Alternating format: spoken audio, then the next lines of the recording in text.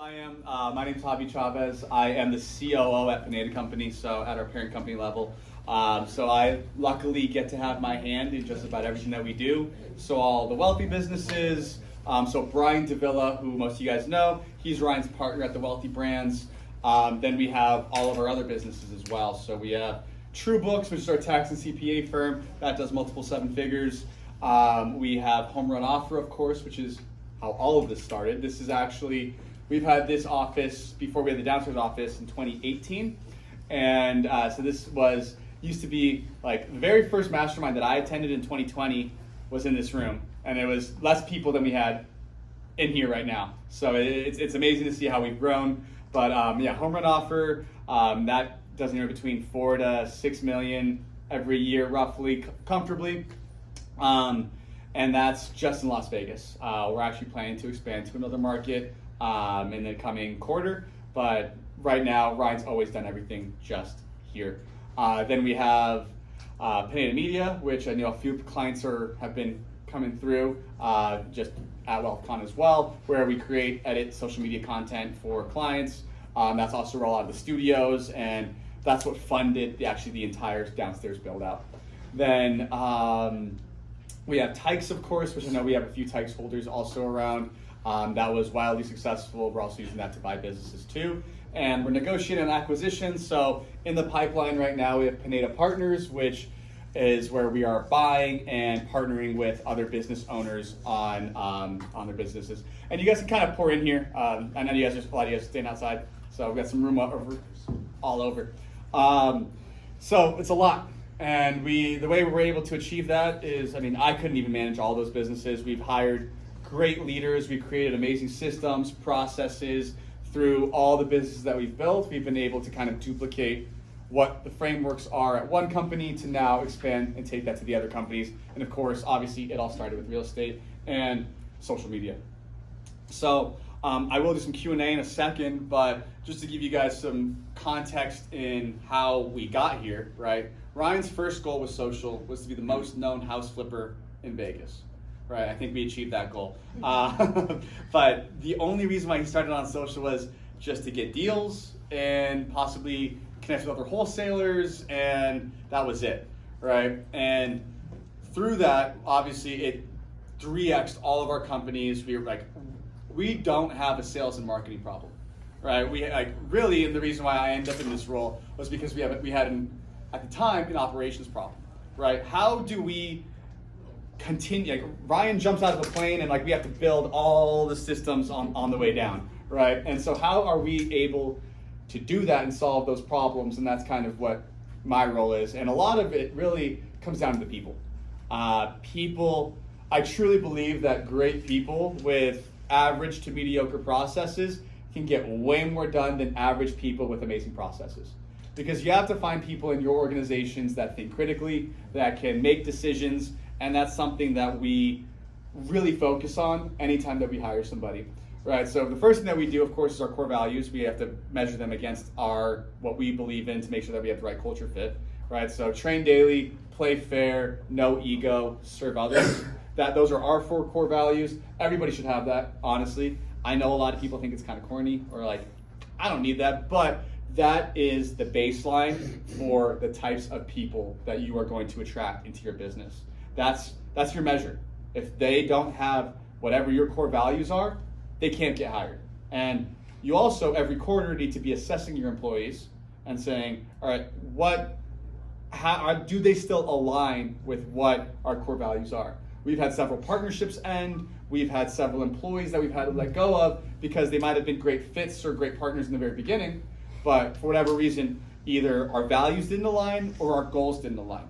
So when your goals don't align, and that's okay too, right? Sometimes we've had amazing salespeople who have made $300,000 a year with us, and unfortunately, or fortunately, honestly, they've applied what we teach, and now they're going off and doing their own thing. Their goals no longer align with what our business had for that role, and we wish them the best. It's amazing, and now they're investing, doing multifamily, whatever, and we had a great experience with them, but their goals no longer align with the business.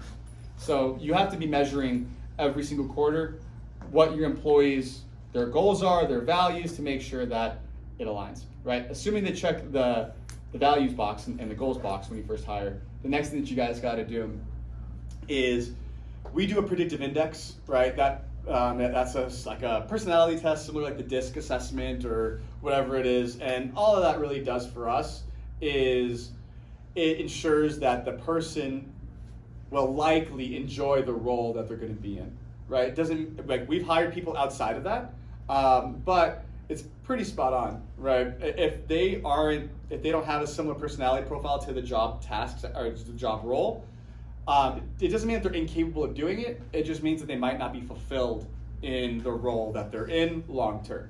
And so they're going to get burnt out at some point. So we like the predictive index. There's all kinds of other ones, but I do recommend investing in something like that. And I think for those of you guys who are in our All-Star program, we do give that out for free. So you guys can kind of like take that yourselves and just kind of see who you are. It's always fun. And then, assuming they check all those boxes, the very next thing that we do is a skills assessment. I strongly recommend any person that you hire, I don't care if it's an admin, a salesperson, a high-level operator, a web designer, you have to do some sort of skills assessment. For a salesperson, we do a mock call, right? So I say, hey, either I'll give them my script or whatever you're selling right now, let's do a mock sales call. I want to make sure that they have the skills prior. If it's an admin, I'm going to give them a set of admin tasks. A web designer, we're actually hiring like a landing page guy right now. I gave him, and this is similar to what we were talking about at the very beginning with thinking critically and getting good people, I give them minimal direction on all these skills assessments. So I say, I gave my web guy 3 sentences. I want a website that looks like this, and here's an example. And that was it.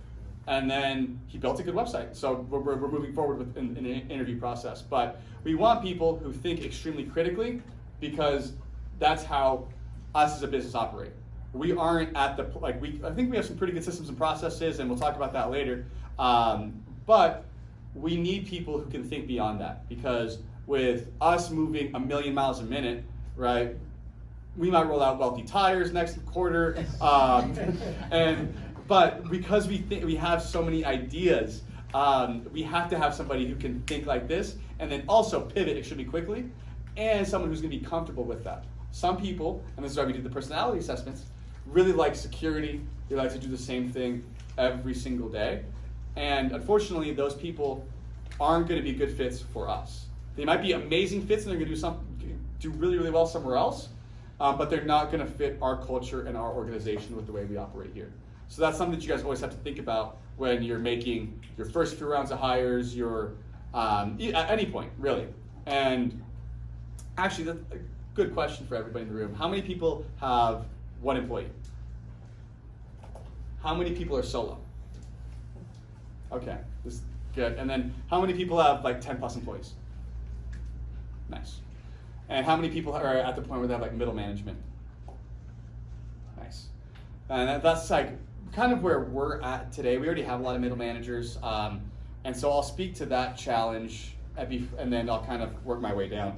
So the biggest challenge that we've experienced over the last year at Pineda Company is when you have strong leaders like Ryan, myself, or Brian, right, who are able to have communication and meet with the team daily, the second that we start removing ourselves, and now we have to train that next level because we have all these degrees of separation, it's a really, really big challenge. That's where like your leadership is really tested, where now how do I pour into this person who can now pour into everybody else? And so that's where we're at in the organization. And the way we've done that really well is just empowering our leaders to make decisions, right? One of the biggest challenges that we had early on, or that I also had, was I would get a leader, but I would still have to make all the decisions for them. Or like I would be the one coming in and building everything out and then just having them, okay, report back to me. And that's not an effective role, because then what am I paying this person for? I want to pay them to make decisions and think critically. So the way we've done that now is one of the best, actually I stole this from Dan Martell, who's speaking tomorrow, but he has a 1-3-1 philosophy. What that means is you come to me with one problem, you need 3 answers to the problem, or 3 solutions, and the best path forward that you think, that one path. And what ends up happening, number one, these people think critically now, And number two, usually that one path that they thought of is the one that we end up going with because they have more context on the problem, right? And that's how I tackle problems with Ryan too. I was doing that indirectly because Ryan's so far removed from the day-to-day, which is how we want it. We want Ryan to think about the next the next business deal, the next solution, the next product or service. He needs to think about the next location for WealthCon, whatever it is, right? And I need to be solving the day-to-day. And so whenever I come to Ryan with a problem, same framework. I'm like, hey Ryan, this is what I'm feeling. This is the solutions that I have in place. What do you think? And it's a lot more of an effective conversation at that point, and it empowers me to make the decision and move forward. But I'll pause. Any questions about hiring, operations, just Pineda company in general? What challenges do you think new investors have like when they're scaling their business as part of the operations? I think with real estate investing, like, do you have any employees right now? No. So, and what do you think you're uniquely good at? Is it acquiring the deals? Is it managing the contractors? Like, what is your core strength currently?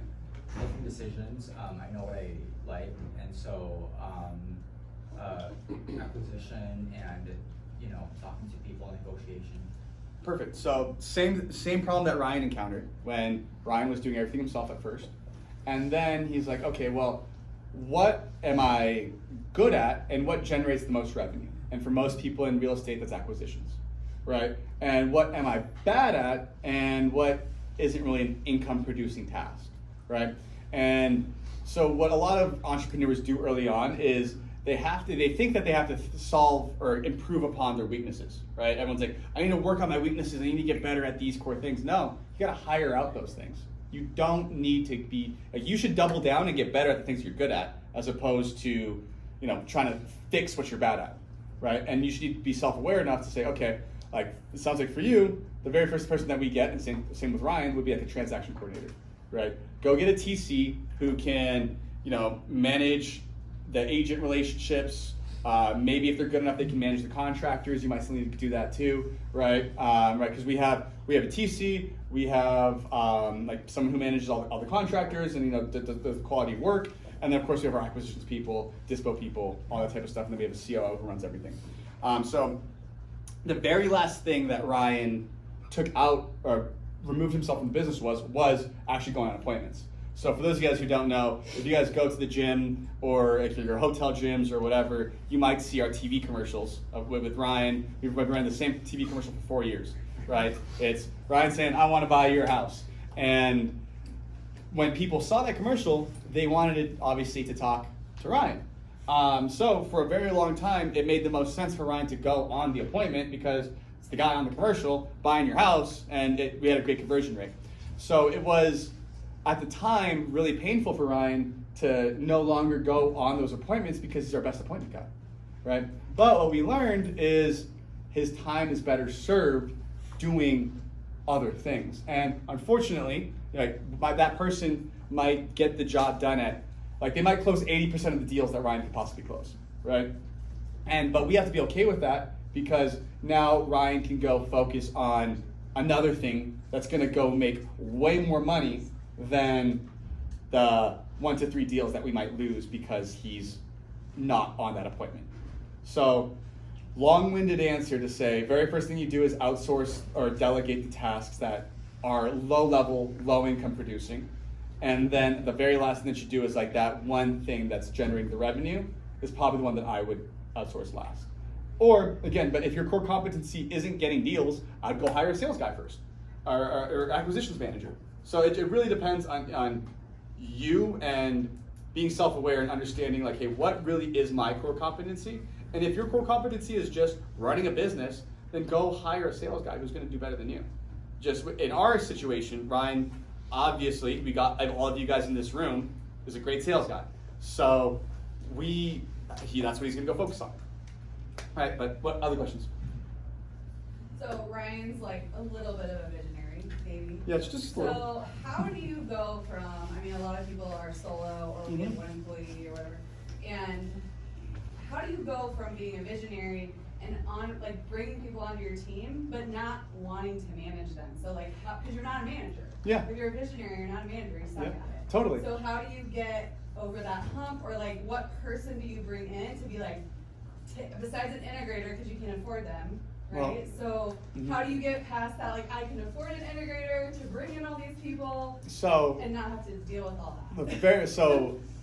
First, the answer is you have to hire an integrator, right? Otherwise, you have to get better at managing in a short period of time. Now, the big misconception a lot of people have is, and the way I used to think about hiring is, yeah, I can't afford a $100,000 salary. But in reality, you're only committing to 3 months with the person, right? If they don't, well, first of all, the way I view just business in general is every day is an interview. So every day, your employees are analyzing you and how you're showing up. And also, you should be analyzing your employees and like, how are things going? Does it make sense? But in reality, you got to commit to at least 3 months with the person. If you can afford 3 months of whatever their salary is, you're in good shape, and you should hire that person. Because after 3 months, if they're not 3xing the revenue, or the time that they have saved you isn't 3xing the business on the task that you're achieving, then it was either a bad hire or they're not being effective in their role. And whether you failed them as a leader or they just weren't the right fit, one of you has to go, and you're the business owner, so you're sticking around. So that's the way I would look at hiring, and the way we look at business just in general is Ryan will always go hire that top level person first. So we will always go try to find that integrator, and the way we compensate them is we give them a percentage of the business, not ownership, but of revenue. So they get a percentage of net revenue, and that's actually how I came on as a salary, just because that's what I was used to. I came from the tech world, and we could afford it at the time. But now I'm strictly just a percentage of net revenue for all the businesses. So if we succeed together, we fail together. Like profit sharing. Yeah, basically. And so that's what I would do. If you say you can't fully afford that salary, I would give them what you can afford for 3 months, and also some percentage of the upside. And the right person who wants to grow with you will be excited and incentivized by that. And that's how we compensate all of our, we call them bulls or business unit leaders, but technically they'd be a COO in a traditional sense, but just because there's so many businesses. And so every single one of our COOs has a percentage of net revenue. Some of them are only net revenue. Some of them have a mixture of salary plus net revenue. It just depends on the business. Not to get too far in the weeds on it, is that in the form of phantom stock, so that when they leave, so it's not? So no, it's just revenue sharing. So there's no ownership of the business, right? So for example, all of our COOs, they just every month we see our P&L, and you get X% of the net revenue that the business made. That's your payment, right? And so there's no actual equity, there's no ownership. I mean, and we've talked about that, kind of transitioning to be more of a tech company style, where you get shares, and those unlock after a period of time. And so that's possibly on the roadmap, but as of right now, just on how they're compensated, it's strictly just what did the business do? Did we make money? You get your piece of the net after everything's done. You're saying net revenue, do you mean net profit? Yeah, net profit. Sorry about that. Yeah. What else we got?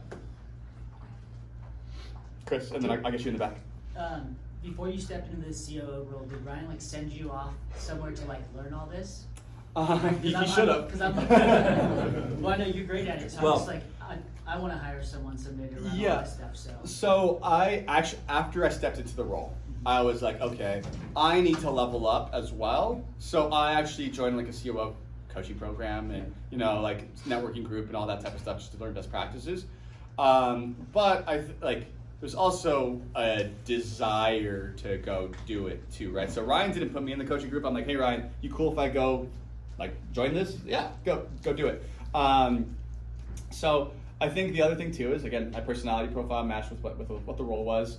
So a little bit of background about me. So I started, so my background's tech, software sales. I was running sales teams. So before I worked for Ryan, I worked for the fastest growing company to go from 0 to $100 million. We did it in 2 years. So second fastest growing company, Slack, for those guys who are familiar with the business platform, they were the first one. And so with that, I saw how big organizations grow. But I found Ryan in 2020, joined coaching, started flipping and wholesaling part-time, doing my thing on the side. Did like 160 my first year part-time along with the real estate stuff. Fast forward to February of 2020, Ryan, we had a relationship obviously because when I joined there was only like 30 people in the room, so everybody knew everybody. He knew I was in San Diego, so he wanted to play golf, and we ended up playing. I'm like, hey Ryan, I'm kind of at a crossroads here. I could stay in the tech world. I could probably go be a VP of sales somewhere in like a few years, or I could like go flip and wholesale. I'm not super passionate about it. At the time, he was building out the parent company, so I came on board as his sales manager actually. And so started there. And what happened was, as we scaled, we just needed more and more systems and processes. And I kind of, by necessity, started building those things. And so we had a quarterly planning session. We're like, well, Javi's already doing all this stuff anyway. Like, he should be the COO. And so it just kind of like naturally happened. So not that like it doesn't really answer your question. Like to go find somebody like similar to my profile or whatever, you got to give them upside. And then also, I think they grow with the company too, right? And then the second, and I know for me, and the reason why I joined the coaching program is because I know where Ryan's going. And if I don't keep leveling up, then, you know, fulfilling the role, I'm going to get left behind because the goals of the company they might align with my goals, but like my talent might not align anymore. So I keep on leveling up because obviously I like what I do.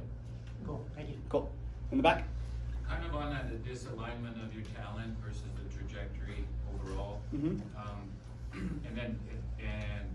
And then being weaned out. You utilize Sharper Industries, Mm-hmm. the processes and systems analysis to evaluate and identify key members that might not be compatible. Mm-hmm. Have you ever found that utilizing that system within Pineda Labs that you gapped that 3 month where you're talking about where you only have a commitment, say you made the example on 100K salary that you're only commit to 25K. Yep. Have you ever found where that's doubled down, overlapped?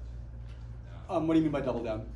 Well, doubled down as far as carrying into a second quarter. Oh, well, so we have to evaluate, and everybody has to evaluate their employees every quarter, right? So Sharper, they come in, their entire curriculum is part of our Wealthy Business program as well, but they come in every quarter. So on Monday, so yesterday, we were all sitting in this room going through our quarterly planning, and then next week is where I sit down with each business unit leader and we take a look at all of our employees, all of our staff, and do they align with our core values?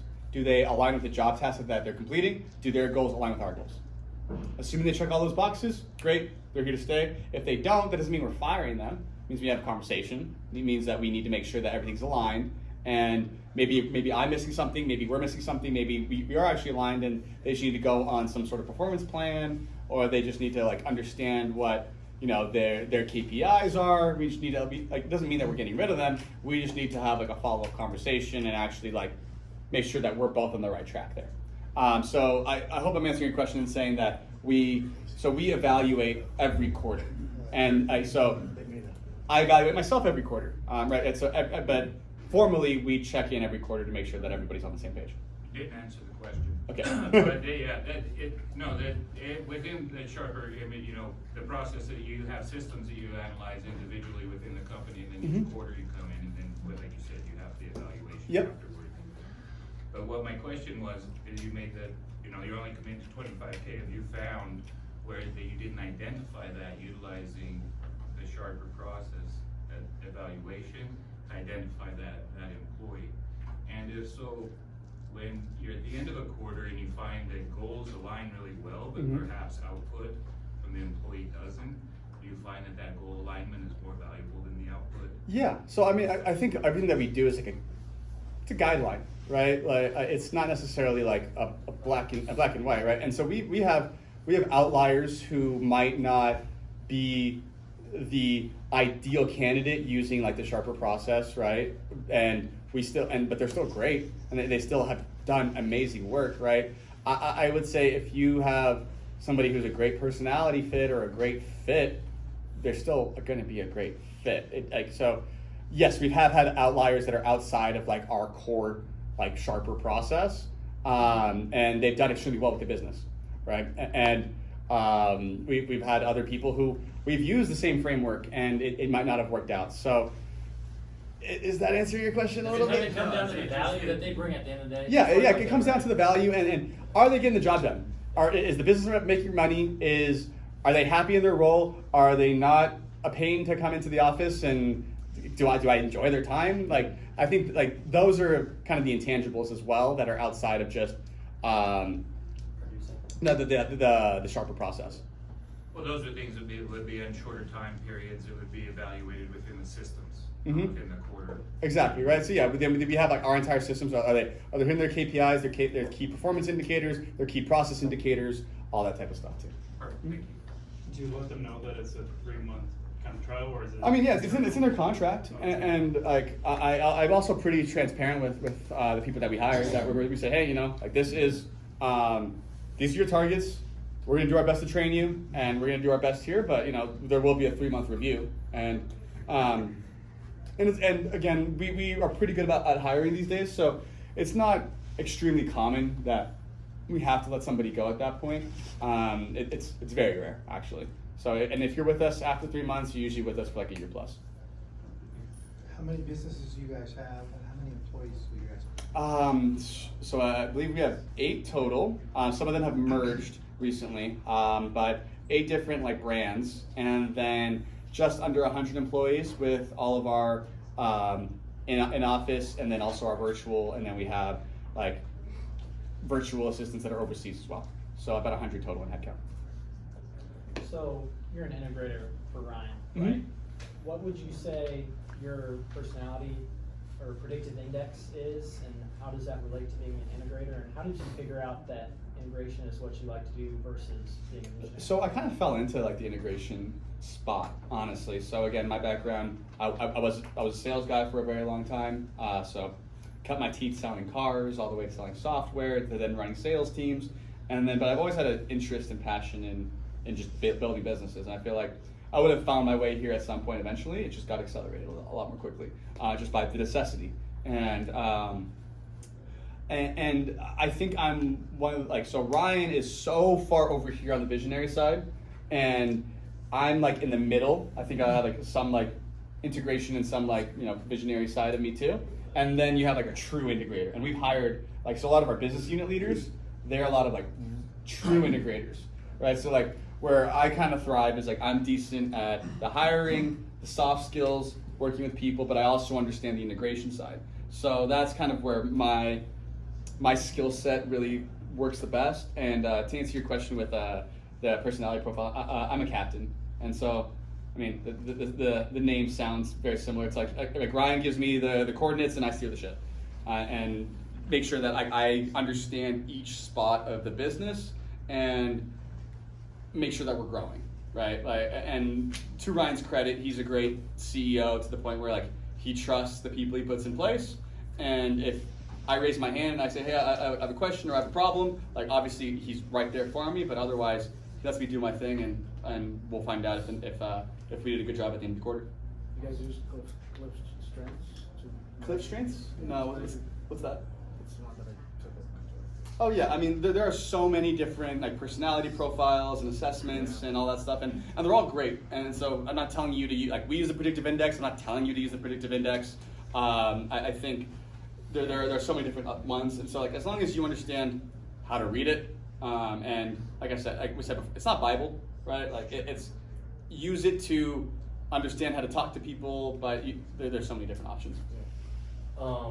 With where y'all are at now with size, and when you're looking at hiring, are you leaning one way more on, hey, we care more about their, especially I guess more on a sales role and whatnot, more about what they can potentially bring, or do you look more for, do they have the technical skills? We're at the point now that we have to hire, everybody we hire has to have experience. Okay. It's very rare that I'm hiring somebody that's super junior that I want to mold and train, because we move so quickly that me spending 3 months to train somebody, You're not getting on the the return on investment.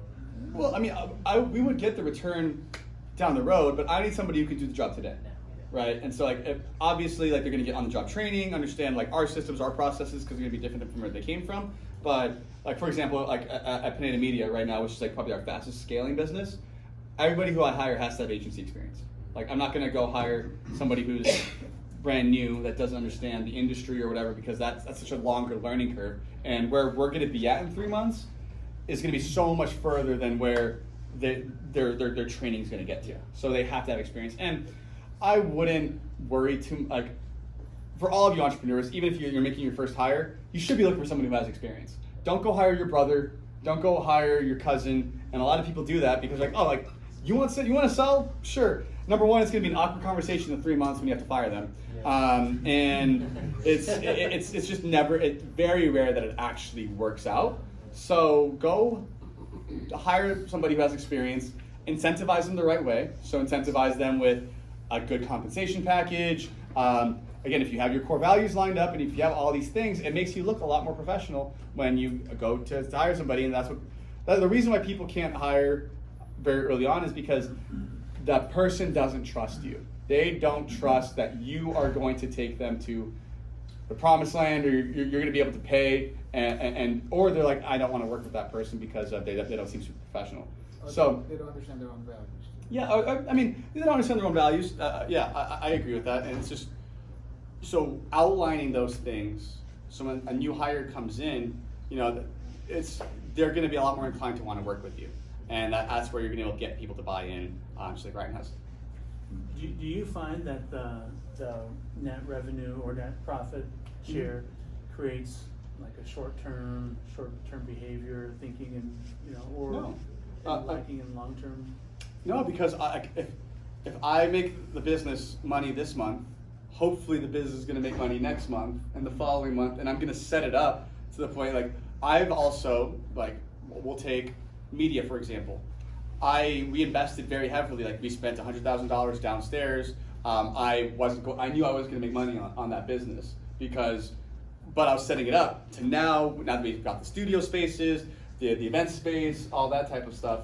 Now we're in a much better place to grow and scale. So I don't see the net really getting in the way, because if the business doesn't make money, if the business makes money this month, it should, assuming I've put everything in place, make money the following months and the months afterwards, right? So I don't see that as if you want to really instill long-term commitment, I mean, you can do growth kickers as well. So you get 1% of net for at this threshold. Let's say we generate, this much more revenue. Now you're going to get 2%, 3%. So there's ways to incentivize long-term growth that way. And so we've done that. We do it in a different way for some of our salespeople. So we say, hey, if you bring in $200,000 in revenue, you get X%.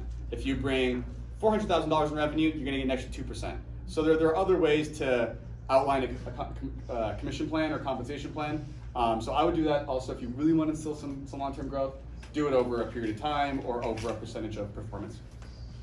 What tools or systems do you use for accountability, for training, and for communication? Cool. So for training, so we have one hub where all of our information was. It was a Google Drive when we first started. I think that's a fine tool. Then we moved to Slack has its own kind of content library. We used that for a while. Now we use a tool called Guru. Basically, it's a Chrome plugin, and they type in, let's say, ticket sales, and then all the SOPs around ticket sales pop up.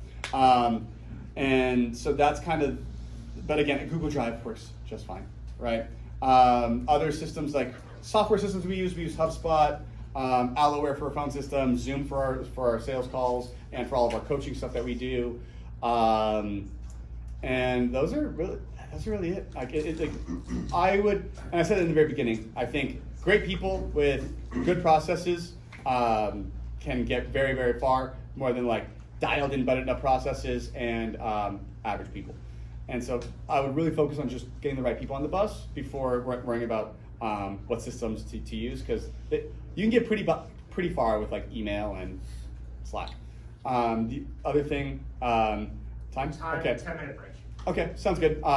And then last thing that I'll say is, yeah, I mean, if you guys want to chat afterwards, feel free. I forgot what I was going to say, so. About like on the accountability side. Oh, okay, on the accountability side, so yeah, we do, so we have a software called Rippling, that's our payroll provider, and that does have like one-on-one storage. Honestly, we don't use it, we just use like Google Drive or Google Sheets for, Google Pages, I guess, for our like one-on-ones with people. And it's more about the process of like every week, either you or your manager needs to sit down with with that employee. There should be weekly one-on-ones, quarterly reviews, all that type of stuff, and that's for the most part fairly manual for us. Still, we could probably get a little bit better, but we do have weekly one-on-ones, especially when they're first starting out. We're meeting daily with them just to make sure they're onboarded, trained, just to make sure that we as an organization don't fail that person when they come on board. You guys use like OKRs and KPIs? Yeah. So we use like different KPIs, and like they have their different targets and goals, and yeah. So people call them like OKRs and stuff like that. So yeah, we absolutely do use those. But cool, guys. Thank you so much for your time. I'll be around, so feel free to ask me questions and all that. And we'll talk soon. Hi. Javier. I've